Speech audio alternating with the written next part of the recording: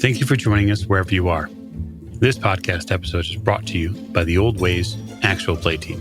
This actual play uses the Changeling the Dreaming 20th Anniversary Edition rules by White Wolf Publishing. This actual play is performed by adults and contains adult themes. We welcome you to our freeholds and our dreamlands, but take caution, as there are things that go bump in the night. All content, including names, places, events, companies, and etc., which may bear resemblance to entities living or from places from far beyond dreams, is strictly coincidental. And now, on with the show.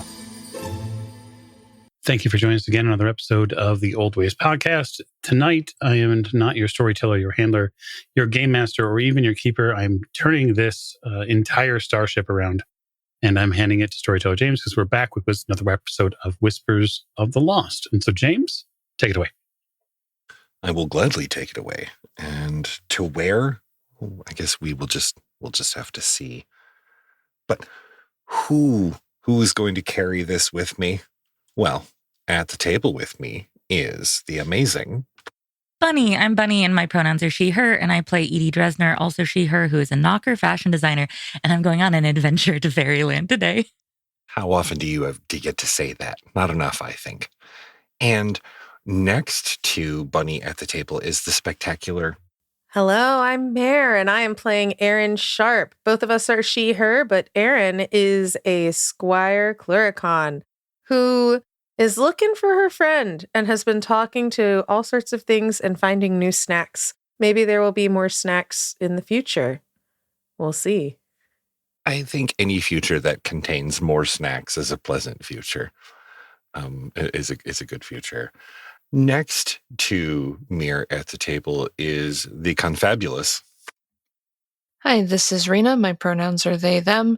I'm playing Kelly Wild, she, they, and newly awakened Puka, who is just completely overwhelmed and very confused as to everything that Erin is doing. Everything, 100%. Who is this person and why am I with them? The number of times in my life that I have asked that very same question is not small. And finally at the table is the magnanimous. Yeah, hi, this is Mike, and I'll be playing Sir Rowan Stewart, and our pronouns are he, him, and we have an adventure to go on, it seems, one which might even include tracking not one, but two local Fade down who have seemingly slipped somewhere else, and that's okay, because people come and people go. People come and go so quickly here, and yeah, it does seem that maybe you have misplaced someone. Or someone has misplaced themselves. So when we last left, there was an earth-shattering kaboom. No, there was an ear pop, and the three of you in the cat's cradle, it felt as though you had just gone up on an airplane and back down for a moment. The air pressure changed, ears popped, and a moment or two later, you kind of looked at each other and were somewhat distracted by Erin's current investigative techniques. But hey, whatever gets results. If it works, it works. That's right. I'm going to lick the drawing. And you get a text, actually, a few moments later from Edie, and it is the picture of a wrought iron fence, old and rusted, vines growing around it, trees overhead, from the point of view of Edie's camera, or Edie's phone camera, and it says Fairyland Amusement Park in old lettering, and there is a hastily typed, gonna go check this out, in summary from Edie. And that is all you have heard for the last I would say probably the last minute or two since you received that text, and you're all the three of you are now standing around the coffee table staring at one another. All right. Wait, that's where the floor said she went. And she texts back to Edie, "Do you see cat? Question mark, question mark. Oh, right. Before I ate the paper, I talked to the floor, and the floor said that I asked where she went. It said Fairyland. And I said, how can we get to where she is? And it said, tickets, please. It also said, when I asked if she was alone, and it said she was rarely alone. Bearing that in mind, I will turn to Aaron and say, if tickets are what's required, then we'll simply play by the rules. We'll go and acquire them and see about finding our friend Kat. Can I use the fact that this is modern to my advantage and on my phone's Maps app, share location with friends? You absolutely can. I'm going to do that, and I'll drop my location sharing link in the group chat, and also ticket in the bell tower. Bye. Off to go explore. And I'm just going to pocket my phone and march on in like nothing's wrong in the world. I absolutely love every moment of that. You approach the metal, the fence around this, overgrown with vines and weeds, and you notice that the front gate is not closed. It is open enough that you can slip in, but it's going to take just a little bit of a dexterity athletics roll to do so without getting stuck and or damaged as you're going through this rusty old gate. The other three of you receive a pa-ting, and in the message update, there is a GPS location. Okay. Have I been to this location before? Or in and around it? You have not. It is about, you would say, 15 miles outside of the city limits, out in what you know to be a pretty unused forested area. In fact, you're pretty sure it's part of a park, like a state park or something. I sort of muse for a moment and say, I'm not sure that I've been here specifically, but maybe, I don't know, maybe it's just not used as much. There's an awful lot of forested land around here. Is it someone's property? Can we look that up? We certainly can. Certainly can. Actually, that's frankly probably one of the easiest things we can do. So given my day job, I likely have at least some ability to get into the machinations of government and find out who owns this land. Now, it might be as simple as just doing property research, like on a county website, seeing if it's listed.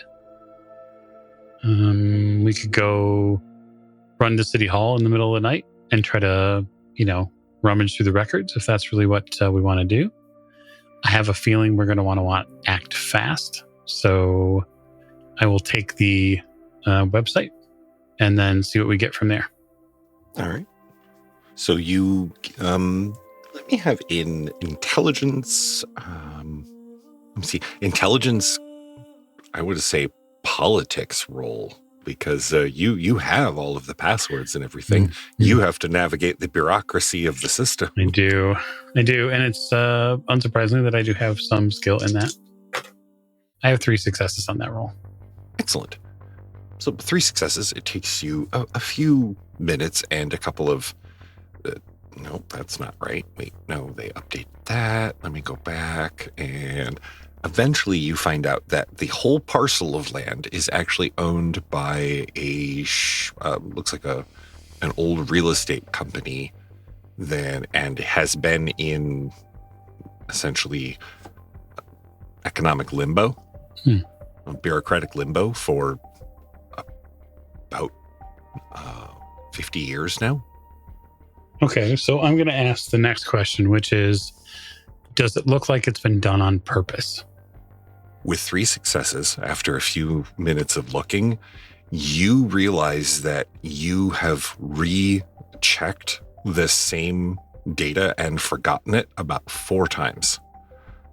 And that whatever has this tied up keeps messing with your head in a way that makes it almost impossible for you to recognize that it's doing this. And that feeling would be very familiar. Yes. So I turn to Squire Sharp and I say, whoever owns this parcel of land has some sort of effect on it. It's the same type of effect that I felt near the balefire when I was trying to remember the girl in the green jacket with the blonde hair.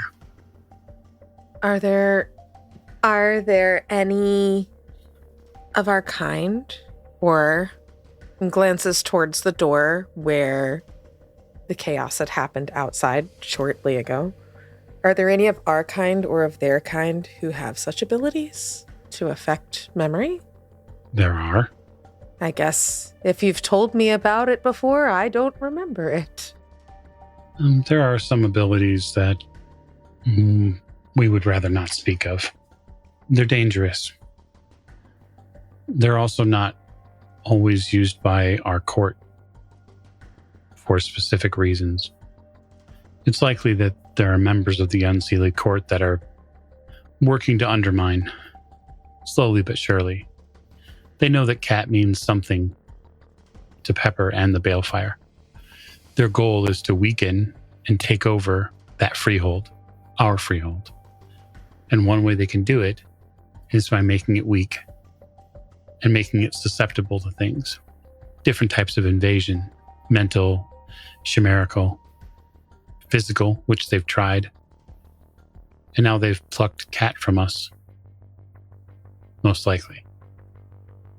Did they leave something here in her stead? Breadcrumbs. Or crumbs from treats. They left a trail. They want us to go there then. Well, Edie found it. Or perhaps someone who is this girl in the green jacket maybe isn't so sure about what the Unseelie court has planned. And so maybe the breadcrumbs or the tickets that you heard about are a cry for help. Remember that as often as a member of the Seelie court could fall to the Unseelie court, it is possible that the reverse can happen too. It is possible for a member of the Unseelie court to leave and to seek a brighter future, one filled with hope. And so, Edie said that there's a ticket in the bell tower. We should claim it and see if we can get one of the rest of us in. To the bell tower? To the bell tower. The 3 of you climb the bell tower, and it will take you a few minutes to shuffle all up and make your way in there. We will step back to Edie for just a moment, all by her lonesome on a quiet and dark street. So Edie, you slide between. What was the roll that you got, by the way? That's 1 success. 1 success? Yeah. All right. You get hung up just for a moment, like the Grinch going down the chimney. But it's actually your belt gets hung up, and it takes you a moment. You have to undo it and then pull it through the bars, and you're really quiet about it. There's no clanging or clattering at all. And you finally get through and step into this area. When you fully step through the gate, there is a moment of spinning mentally, as it feels like you have just found something that you forgot behind the couch, and you forgot you were even looking for it. As you look around, and stretched out before you, although overgrown with weeds growing up between the cobblestones and the streets, and the signs have vines and are rusted. This is an entire amusement park stretched out before you into the darkness. Aw, hell yeah. You look up to the left, and you are standing on the corner of Drury Lane and Sixpence Road.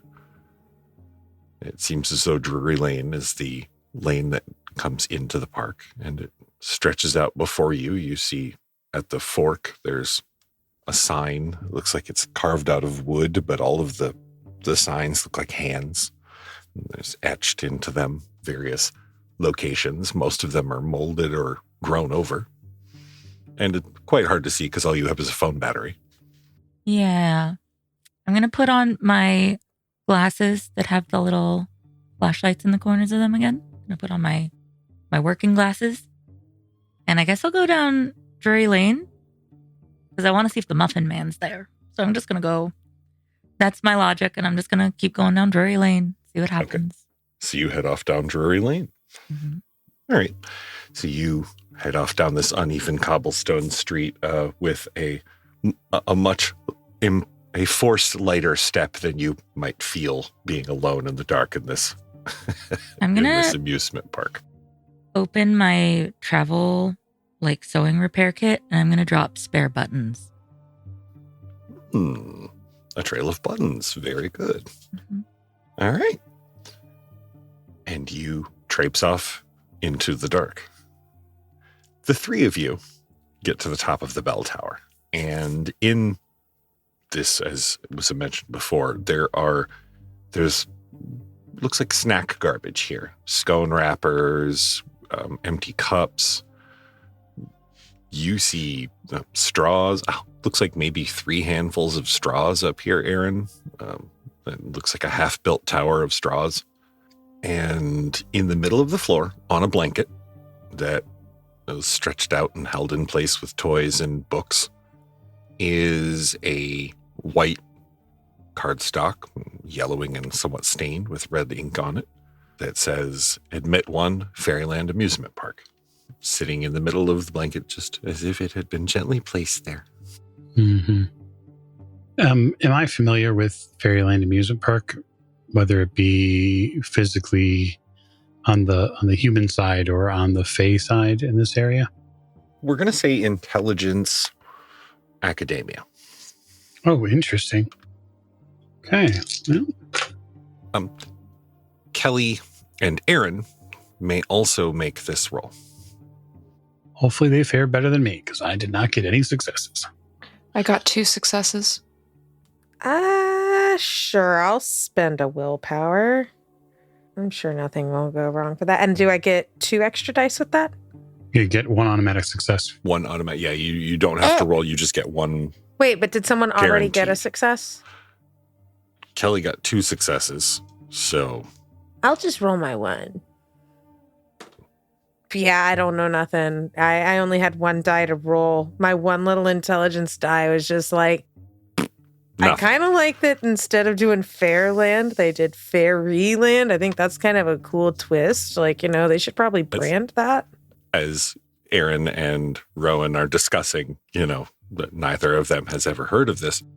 Kelly, you've lived in the area for quite a while, and you have always had a taste for the odd, the strange. And one of the things that rabbit hole you fell down for a couple of months was local history, weird local history. And one of the strange local histories is that the Twin Cities had an amusement park in the downtown area before it was rebranded, and there was a church built, and it was known as Fairyland Amusement Park.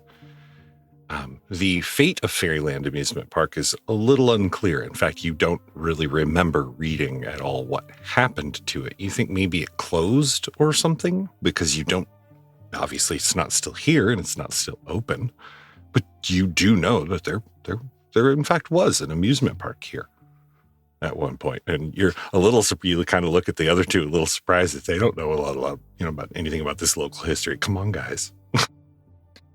Yeah, I'll pass that information on to them, anything that I remember reading about it. I didn't know any part of it was still standing. I would have thought they would have taken the whole thing down. Well, the city would have normally gone through and probably reclaimed the land and put it on a docket or have it sold. That's what happens. But it looks like the people who are still at Fairyland have put themselves into sort of a receivership loop where the land is owned and the land is considered not for sale. But then when those dockets come up normally yearly or bi-yearly, they sort of get recycled and are claimed again and then eventually go back into this sort of retail black hole. It's on purpose, though. That doesn't sound good. No, likely not. Although I don't want to judge them too swiftly because, frankly, it could be useful to, say, keep a freehold from being taken over by corporate interests. And so there would be reasons to do something like this. But, we still have to find out why Kat went there. So the three of you find yourselves gathered around this ticket, and now all of you have subtly squatted around the ticket in a circle. None of you are actually touching it, but you're all looking very closely at it. We should count to 3. Like, we should determine, are we going to do 1, 2, 3, and we touch it on 3, or 1, 2, 3, go, and then we touch it on go? Kelly just touches the ticket. She's always had impulse control issues. I love that. Aaron and Rowan, since you are very nearby when it happens, there is an eye-watering ear pop. It doesn't hurt. There's a Kelly-shaped pocket of air that is displaced, and that amount of volume of space, the air rushes back in to fill it with actually more of the sound of an audible clap. And the Kelly is just not there anymore. And what's more is, as you're sitting there looking at the ticket, both of you make me a wits gray mare roll. Because the ticket's still physically there, yeah? It is. Okay. In fact, the ticket itself did not move. Yep. I've got 3 successes. Holy cow, I got 2 10s and an 8. Wow. This is what a time to use this one. Right? What a time to roll those.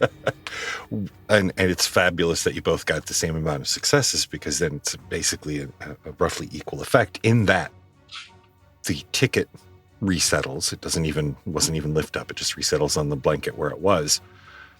And both of you look, Knight and Squire look each other in the eye as you both simultaneously realize that you are having a hard time remembering what Edie and Kelly look like. You know who they are, and you know that they used to be here. And in fact, Edie's face is almost completely gone from your memory. You know she's important. Wow.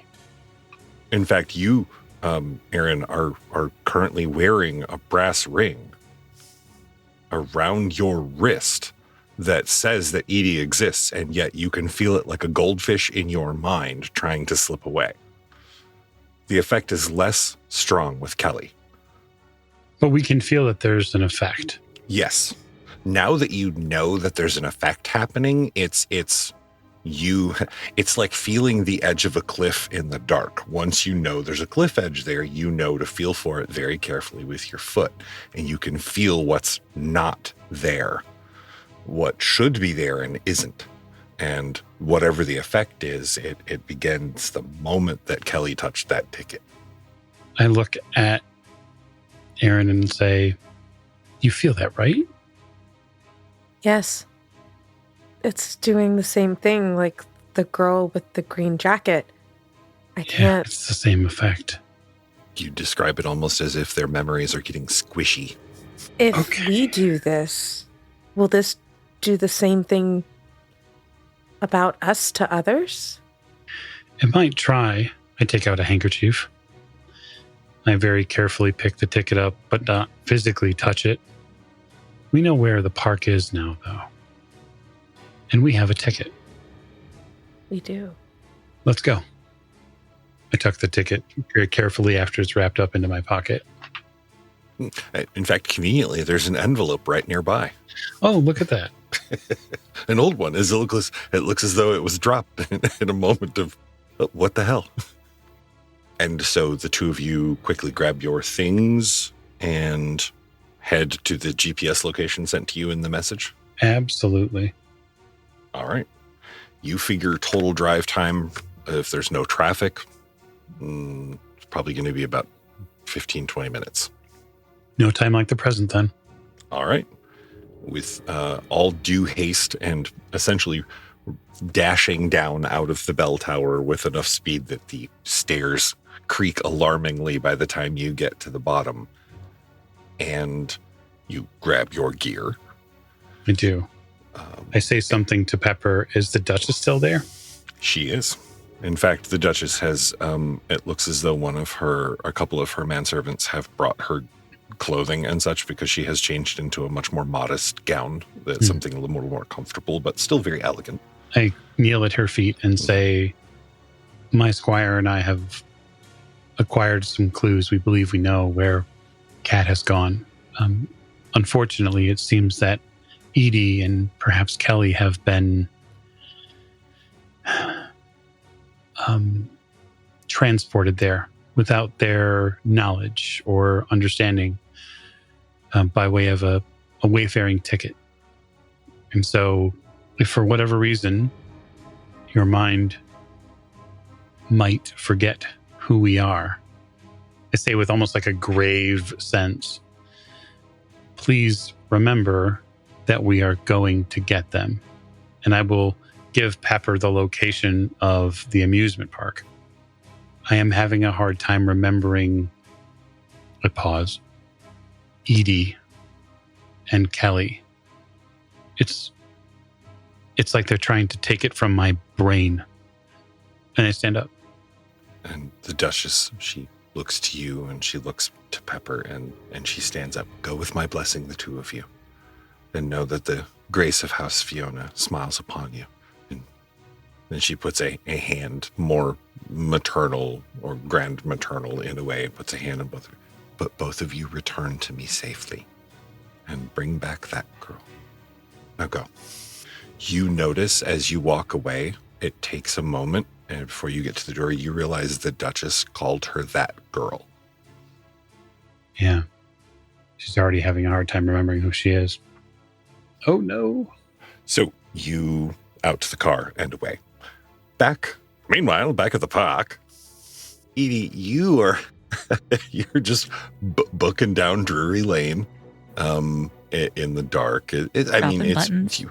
Yeah, button. You occasionally will stop and there's a couple of branch offs, but you're not sure that you really want to go that far in without everybody being here, or do you? I'm not taking away your will.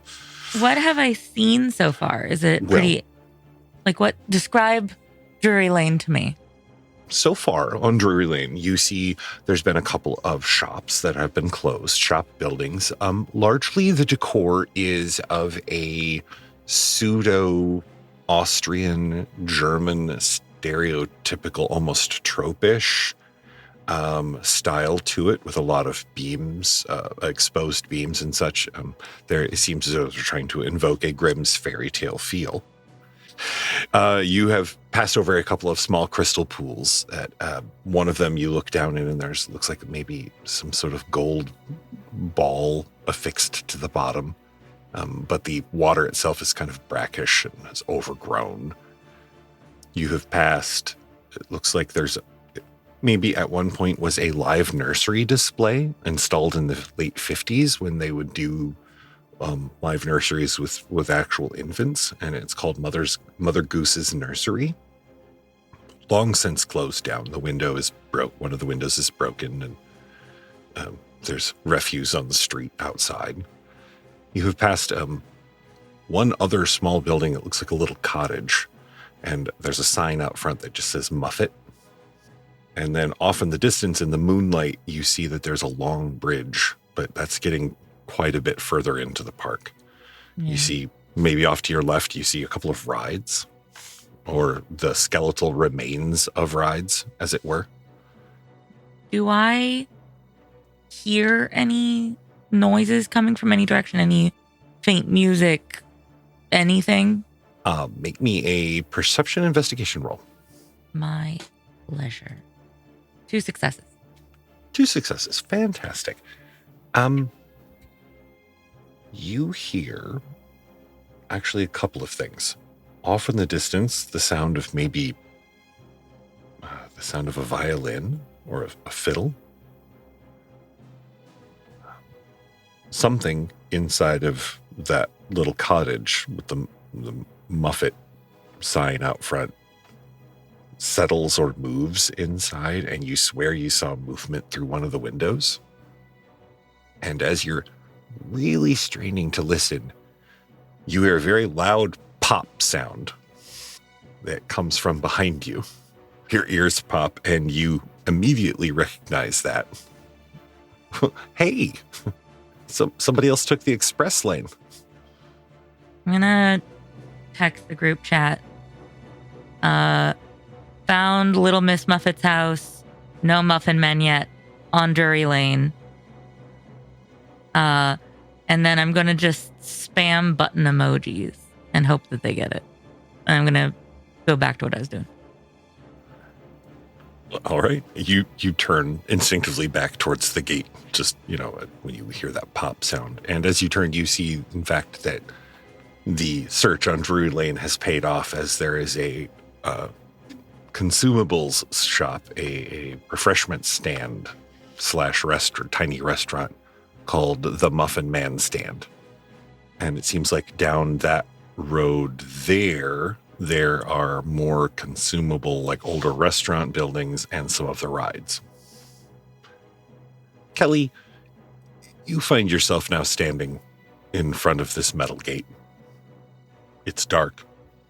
You're perceptively by yourself, and your feet sink a little into this soft ground from where you're standing, as a road, as you look down, a road just kind of starts from ground, grass, forest to cobblestones and a fence that has the name of the park above it. The fence is open enough that you can squeeze through. Beats taking the bus, I guess. Just say out loud. Do you have a bit of vertigo when you get here? And let's make an athletics dex roll to slide between the gate there. Okay. It's not a very large gap. Maybe big enough maybe for like a 7 or 8 year old. 2 successes. All right, you slide through fairly easily. You don't even get that hung up, and you find yourself standing on an uneven cobblestone street in a very quiet, abandoned amusement park. Not a clown in sight. Thank goddess for that. And take a few steps forward, kind of looking around, feeling a bit anxious. Really regretting my lack of impulse control at the moment because I'm by myself in a dark, creepy place. Edie? Kelly, make me a willpower roll. Oh no. Okay. Power. 1, 2, 3 successes. One of them's a 10, if that matters. That is absolutely fine. You go to say Edie, and what you want to say is, but what comes out is Edie. And it takes you just a moment to rationalize that. What wanted to come out was a small, anxious mew sound. This is okay. This is fine. We are not going to revert to animal. No, this is... Just because we have cat ears doesn't mean we make cat sounds. Pull yourself together, Kelly. Edie, make me a perception alertness roll, please. Andy? And not to be completely left out of the loop, Rowan, I'm gonna need a dex drive roll from you, sir. Oh, really? Drive. You are driving out through windy, twisty, foresty roads, and I'm going to assume you're probably in something of a hurry, and you drive a sports car. I do. All right. I do have 2 successes on the drive roll. Okay, fantastic. 4 successes for you, Edie. Okay. After the pop, just a moment or two, you hear a tiniest little squeak of your name. Almost imperceivable if you didn't have such long, pointy, voluptuous ears. You wouldn't have noticed it, but knocker ears are awesome. So Yeah, knocker ears are great. One of the best things about us, other than our fucking cool looks. Okay, so let's see. Okay. Was that Wilma's Muffet or her Tuffet or her Curds and Whey that said that? Wait, no, maybe it was the Muffin Man? Hello, Haunted Street. Yes, I am Edie. Kelly, you hear this echo faintly down the street. I'm gonna follow the sound of the voice. Like, oh, thank gods I'm not by myself. She's here. Edie, after a moment or two, you hear footsteps approaching you on the cobblestones, and with what little light you have, eventually, Kelly steps out into said light. Oh, fuck yeah, you found the ticket. Nice. Welcome on in. All right. Well, now things are about 20% less scary, Kelly, because at least you have Edie there to swear. Swearing keeps the monsters at bay. That's true. That's why it was invented. So after a 20-minute drive takes about 14 minutes. Aaron is holding on to the oh shit bar, and you pull up very near to, you pull off to the side of a road, and there's a small service exit that essentially stops in trees. The road doesn't continue through. It just ends in forest. And you take a few minutes to, of course, secure the car and such. But you find a small, well-trod path. And when I say small, I mean it is not big enough for adult-sized people. So it takes you just an extra few minutes. But it winds through the trees. And eventually, after many thorns and being poked in the various places with tree branches and whatnot, you come upon the rusted remains of a wrought iron fence, which you follow around after a few moments to find, eventually, this gate. Here we are. Okay, we found it.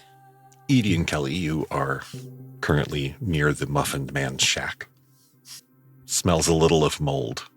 I have heard you mention a couple of times when explaining this fence that it is a wrought iron fence. I'm just double checking that it's not cold wrought iron or giving off that feeling.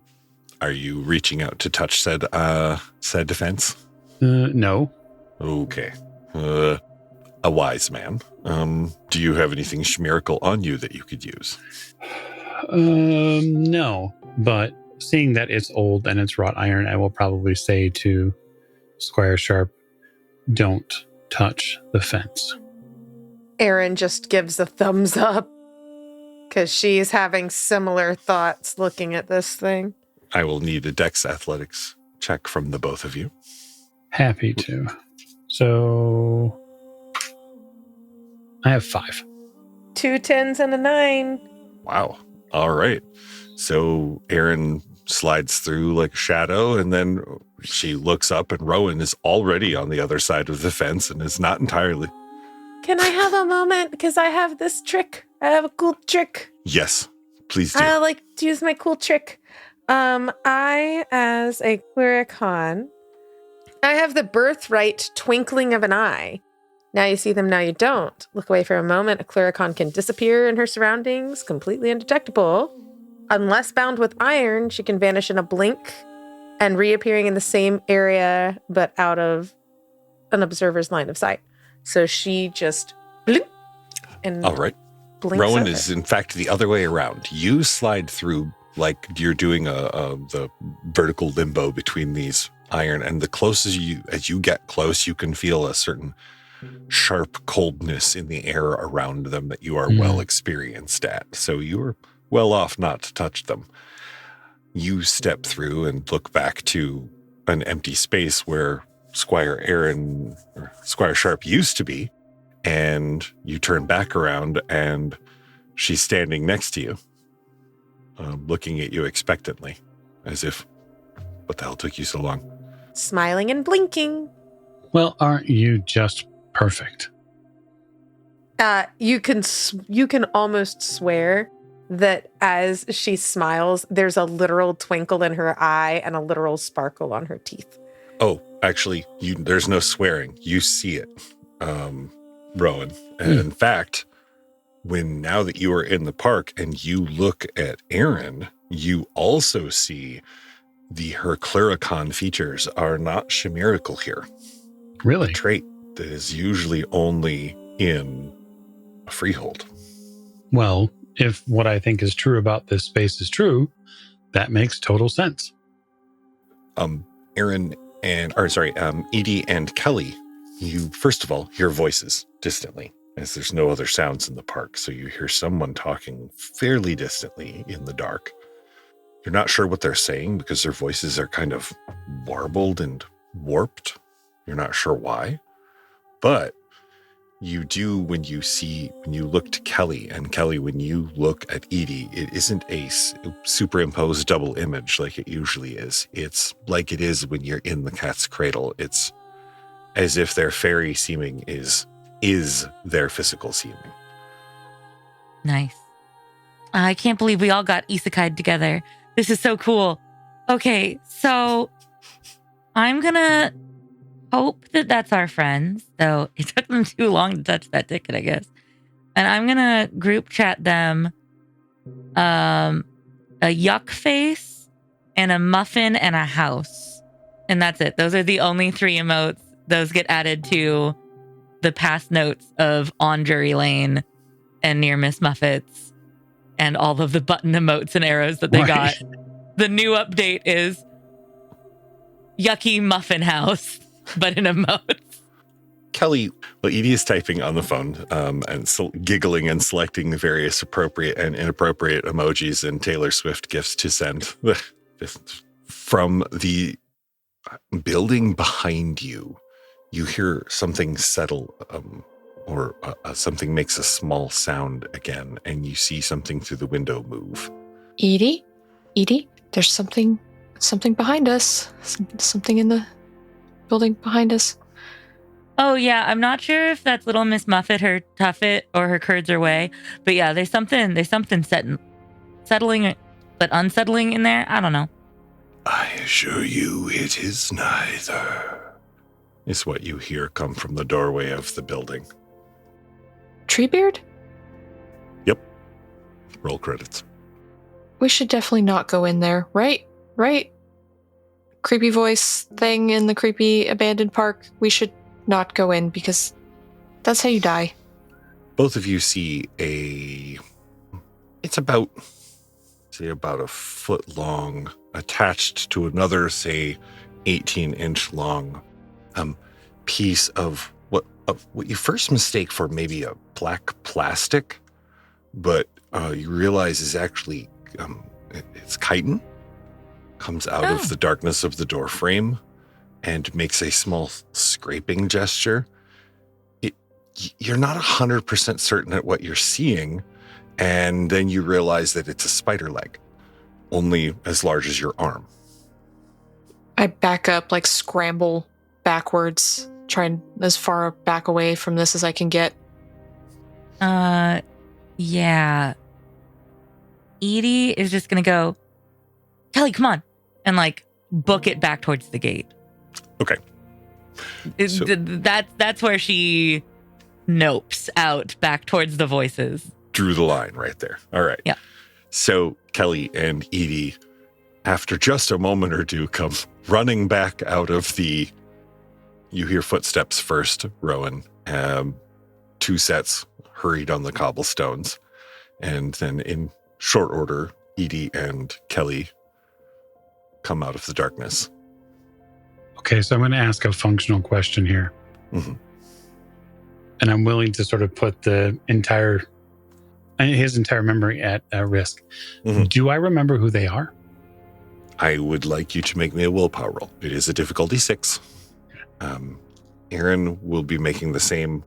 So difficulty 6 on the die, not you need 6 successes? No, difficulty 6 on the die. Okay, just making sure. Yep. Edie and Kelly, make me a similar roll. Difficulty 6, please. So I have 6 successes. Okay.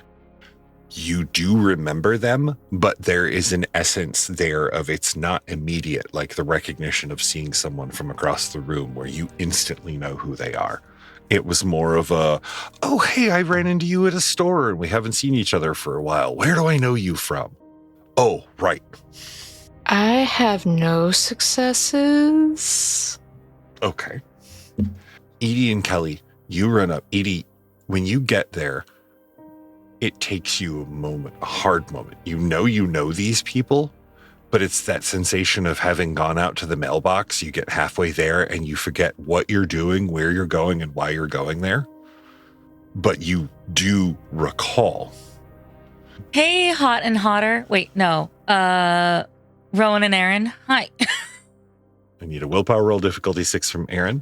And Kelly, you cannot remember their names. And the most frustrating part is that you should know who they are.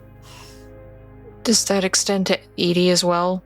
No, because it seems as though because you've been with Edie this entire time. Okay. I startle back and just look wide-eyed. You see my eyes get really, really big. Who are you? I have double 10s and an 8. Okay, you remember them very clearly. Kelly's eyes widen and she says, "Who are you?" It's Aaron. It's me. We were just back at the cat's cradle. You don't remember? With her saying that, it all comes flooding back to you, but it's like a cold bucket of water because you forgot all of those vital details. I didn't remember. It's okay. This place is really weird. There's some weird memory stuff happening, but we should stick together or else we'll forget a lot. So if they came back this way and we got near Drury Lane, then there should be buttons on the ground. Mm-hmm. That's what I'm looking for. And you indeed find said buttons on the ground as you travel. As you travel through, Edie, it was nice. Somebody left buttons here. In fact, a lot of these buttons are buttons you would have bought. Oh, I don't remember dropping them. Not immediately, but after you pick up the second one, you're like, oh, wait, no, these are my buttons. I put these here. Yeah. Nice. Yes. Do I remember why I ran to them just now? You do. Okay, so, hey, guys, there's a whole Alley Apple situation up ahead. It's just like a whole thing. Giant talking spider was coming out of Miss Muffet's house at us, and What I was don't the do spider those. doing? It was coming out of little Miss Muffet's house, and being real gross and giant, and I don't do those, so that's kind of going to be up to y'all. It talked. It was creepy. Okay. So slow down. Erin looks to Rowan. Her hand kind of reaches down towards her chimerical sword. Edie is going to like frantically sort of gesture with her arm span about like the amount of spider leg that came out of the house before we booked it. Just because it's a spider doesn't mean it's bad. Even its voice sounded evil. I don't know what to tell you, Rowan. Or excuse me, Sir Stuart. She's gonna do like an overdramatic flaily bow. With the really long arms too. I sort of like just get out of the way because she might slap somebody accidentally. I don't need the sir now. I need to know if you've seen Cat. That's what we're here for.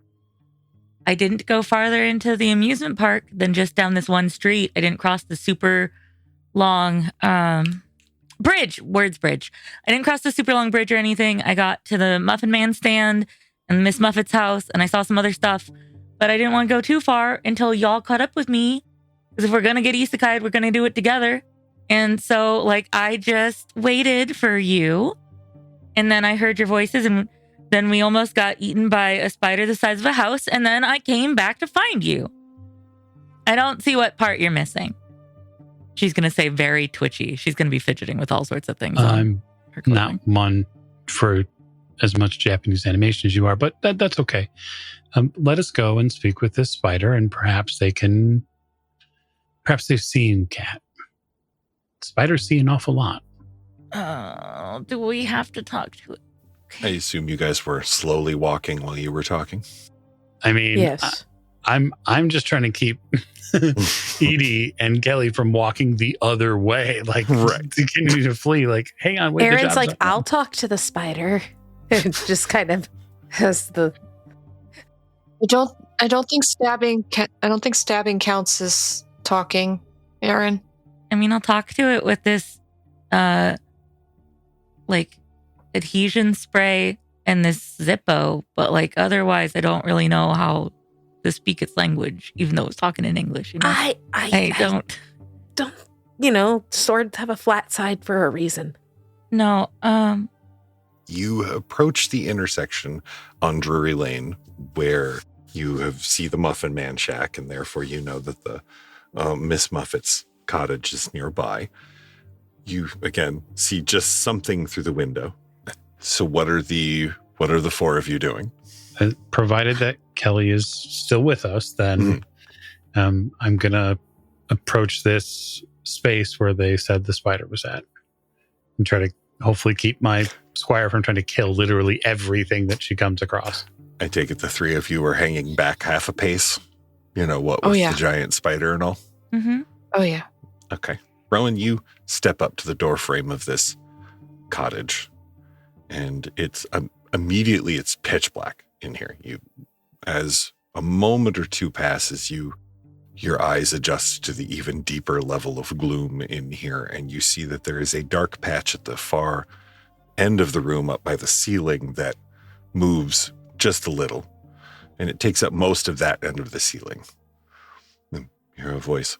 You are brave to come in here to my parlor. I haven't entered yet because it would be rude to do so without permission. You stand on etiquette. Your kind usually does. I like that. You may enter unharmed for now. I step in, and what I'm going to do is sort of like absorb a little space, so that way Aaron can sort of be there as well. Because I think that the truth of the matter is my hope is to try to contain them just slightly. I won't be able to stop them, but containing them is very important. Because they're like a ball of just energy that wants to jump. Aaron, you, as you're looking around and Rowan is facing down this giant talking spider, you are looking at the webbing above what you originally thought to be just a light-colored ceiling is in fact not. And there are many lumps that are roughly possum and raccoon-sized here. The dark patch at the other end of the room looks at you, regards you, and crawls forward a little more into the slightly less gloomy, with the small amount of light that's coming in through the windows. You can now see the body is about the same size as the two of you put together. It has a very tarantula look. However, both of you notice immediately that it is not a breed of spider that you've seen before. Like, it is almost as if somebody just made up a spider. It's spider. And it twists itself around and steps down onto the ground and approaches you, Rowan. It looks down at you. Because it's big. And then it bows a little. I return a respectful bow. It's reasonable. Long has it been since other royalty have visited my home. What brings you here, Royal? I am in search of a friend who I believe came by this path. Is it one of the girls? It is. And because we're in phase space, like my changeling eyes, like that I have, if I'm in like full on chi form, like I'm, yes, I there's like an ambient torch glow that comes out of my body. Yeah. Oh yeah. You get an air of intimidation from the spider, but not in that it's the way he says the girls. It's almost a protective air. Okay. Yes. A green jacket.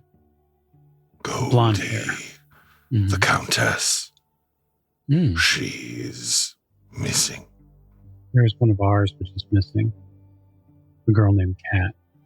I have heard of her. Have you seen her walk by this path? The Countess speaks of her often. It steps over to one of the windows that's broken and gestures with the tip of a leg that's as long as your forearm. Down this lane, you will find an inn, a place where they would eat food when they got done laughing at me. It is where the Countess sleeps. I stay there sometimes to ensure she is safe. If I may ask, to what court does the Countess commit herself? She is of the court of light and spring, but always surrounded by darkness and shadows. Wow. My mind like just sort of blows. I bow out of respect.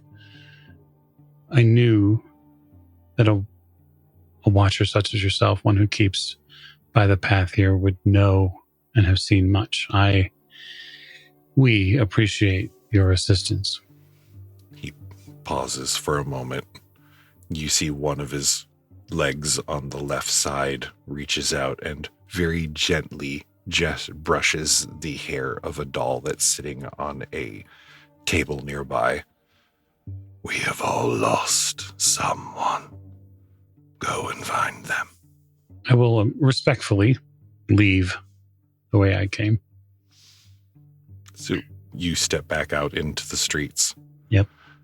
As Rowan and Aaron step back out into the streets, Edie and Kelly, the clouds shift and you see the moonlight bathe the park in the first time you've seen it as lit up, and as it turns it from spooky into an almost a magical wonder of shapes and such. But Rowan, what draws your eyes is, well, actually, we'll start a bit further back. Kelly, with your sharp cat-like eyes, being out here in the dark with Edie, you have picked up a light.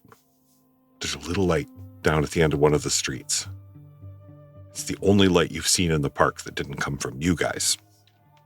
And even with the memory problems that you've had, now that everything's rushing back, you know that what's down there is important. There's a light down there? A light. You can see it, right? I'm not hallucinating? Where she points, you can all see one little glimmer of light through maybe a window. What draws your eye, though, Rowan, is not the light in the window. It is the over the bridge that's past that light, and on what looks like a small island out in maybe a pond, a fairly large pond. On this small island is a building, one lone building. It's dark stone. It's blocky. It has a slanted roof, and it is of English architecture. Old English architecture. It's an inn. Not this one. Oh? This is a building you have seen since you were a child. I gasped. And the three of you hear Rowan gasp. Literally, the breath stolen from him with shock. Is everything okay? Yeah, what's the matter? I say something in a really strange language. It is my home. Oh, then the new question is it real? Is the imaginary or familiar ever really real until you touch and see it? It has been real in my mind for decades. And before we draw the curtain, with the four of you standing and Rowan staring at this house, the last thing you hear is the sound of a pop and your ears popping. All four of you simultaneously. Wonder what that could be. So we're going to go ahead and bring that to a close tonight with a question mark, Rowan in shock. I'd like to thank all four of my players for joining me tonight and for the second to last episode of Whispers of the Lost. Thank you all for joining me. You are all amazing, and we'll see you soon.